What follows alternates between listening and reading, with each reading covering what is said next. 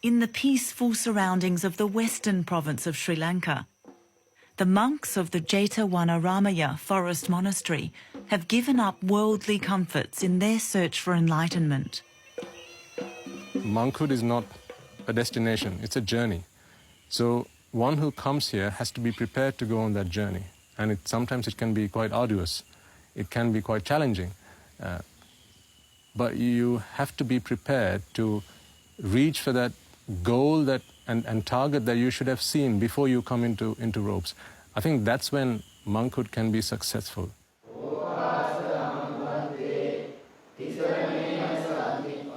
We listened to the Dhamma, we understood the Buddhist philosophy, we understand that this is more than a way of life. It's a journey that we need to go on to seek emancipation, that liberation that the Buddha taught. And for that, we've come here so that we can dedicate our entire lives to practicing the path.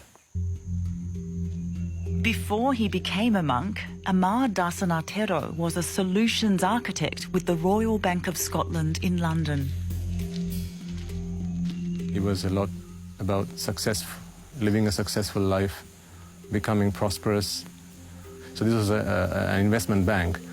Typically, they're quite successful people and people who are quite ambitious in life. So the kind of philosophy I got to learn there was, while you're alive, earn as much money as you can, work hard and work smart and be successful, set your goals, have your targets. So it was that kind of environment I was in. While working in London, Vimukti, as he was then called, married his childhood sweetheart, Madhu. Around the age of 21, well, our parents, they said, you both know each other so well. They asked us if we were okay with the idea of getting married to each other. By then, we too had kind of fell in love with each other. So by the age of 21, we married. Now known as Bhikkhuni Dhammadasana, she too is seeking spiritual enlightenment.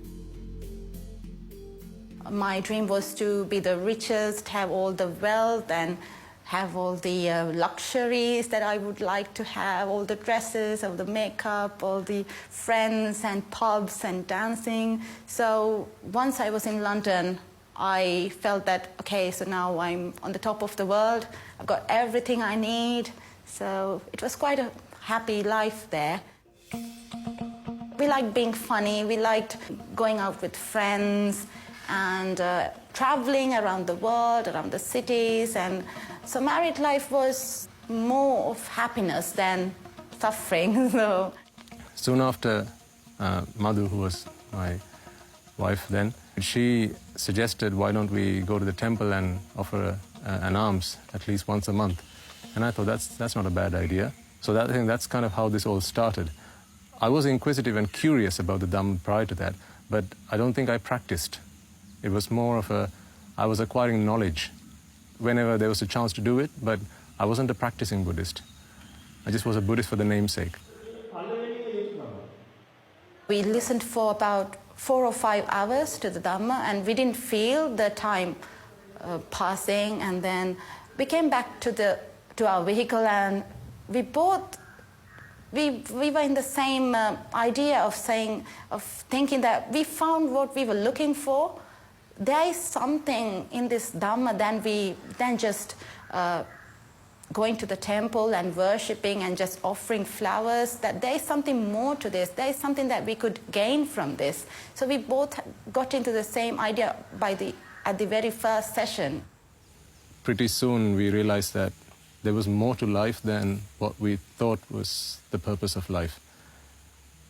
After I'd been listening to sermons for about, I think, 3 years or so, both my wife and I decided it was enough time that we'd spent in lay life, and now a whole world awaits us. A new purpose in life awaits us. And we decided, let's make that turn in our lives. It wasn't a difficult decision, because by then we knew how futile this materialistic life was, how that how misled we were. We thought we were getting ourselves into the path of happiness, but it was happiness masked, the suffering masked in happiness. So it wasn't a difficult decision. Breaking the news to their parents was a difficult decision, but Amadasana Tero's mother wasn't surprised. I think she kind of knew that this was coming. She did ask me, why do you want to do it so soon? You know, you've got a good life for yourself, you've got a good wife, you've got property and wealth and all that, so why do you want to do this now? And that's when I had a heart-to-heart conversation with my mother, explaining to her that despite all the wealth that I've got, I want a life where nothing in this world can shake my happiness. That's the kind of happiness I want, independence.